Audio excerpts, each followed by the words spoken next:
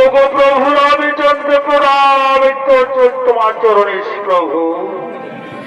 ওরে হনুমান, এবার আমাদের সীতাকে সেই নিয়ে যেতে হবে অযোধ্যায়। হে প্রভু, এই যে তোমার সীতা, এসো মা, এসো মা।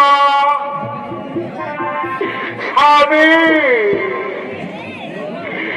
স্বামী গো, প্রণাম তোমার চরণে স্বামী। ওঠো প্রিয়ে,